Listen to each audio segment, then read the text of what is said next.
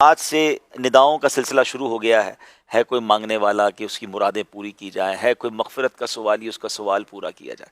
تو ہم جیسے گناہ گاروں کی تو بن آئی ہے نا، نفل کا ثواب فرض کے برابر، فرض کا ثواب 70 گنا، ہر سجدے پر 1500 نیکیاں، ہر سجدے پر سرخ یاقوت کا گھر جنت میں دیا جائے گا. روزہ دار کا سونا عبادت، اس کی سانس، اس کی جو منہ سے بو آئے گی افطار سے پہلے وہ مشک سے بڑھ کر ہے. اور افطار کے وقت روزانہ 10 لاکھ گناہ گاروں کی بخشش، یعنی ہر لمحہ ہی برکت بھرا ہے، ہر لمحہ ہی رحمت بھرا ہے.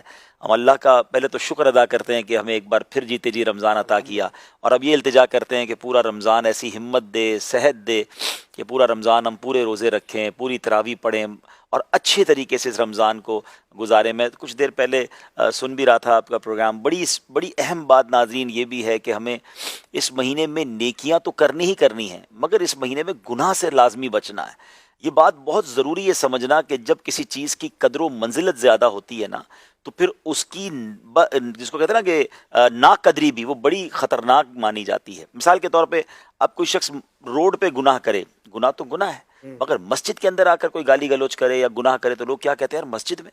کوئی پاکستان میں یا اپنے وطن میں گناہ کرے غلط ہے، لیکن اگر کوئی مکہ پاک میں جا کے گناہ کرے، حدود حرم میں کرے، تو وہاں ایک گناہ 1 لاکھ کے برابر ہو جاتا ہے، ایک نیکی بھی 1 لاکھ کے برابر. بالکل اسی طرح رمضان میں تو ہماری بخشش کا سامان کر دیا گیا نا، شیطان کو بند کر دیا گیا، اجر بڑھا دیے گئے. اب رمضان میں بھی گناہ کرے کوئی، یعنی بظاہر تو گناہ کی کوئی جگہ بنتی نہیں ہے. اینیمی آف ہمارا جو دشمن ہے بہکانے والا، اسے بند کر دیا گیا.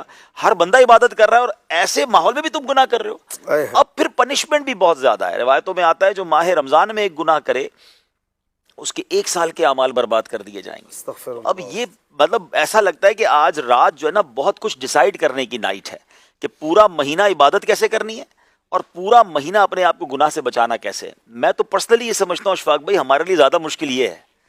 نیکیاں کرنا تو سب کر رہے ہوتے ہیں نا، کچھ نہ کچھ ہو جاتی ہیں. گناہ سے بچنا جو ہے نا یہ زیادہ ڈیفیکلٹ ہے اس مہینے میں، کیونکہ جن کی عادتیں بنی ہوئی ہیں، جو روز جھوٹ بول رہا ہے، جو روز لڑائی کر رہا ہے، جو روز معاذ اللہ بد نگاہی کر رہا ہے، موبائل فون تو بند نہیں ہو گیا نا ہمارا ہے. تو اب یہ چیزوں کو کس طرح کنٹرول کرنا ہے. تو میں سن رہا تھا ماشاءاللہ بہت پیاری گفتگو آپ لوگ سب مل کے کر رہے تھے کہ اپنے آپ کو بیزی کرنا ہوگا، اپنے آپ کو ایسا شیڈول بنانا ہوگا کہ کہتے ہیں نا گناہ کی جگہ ہی نہ بچے. بری دوستوں سے بچنا ہوگا، بری صحبتوں سے بچنا ہوگا. تو بس اللہ سے یہی دعا ہے کہ یہ رمضان پورا گناہوں سے پاک گزرے اور ایسا گزرے کہ گناہوں کی عادتیں ہی ختم ہو.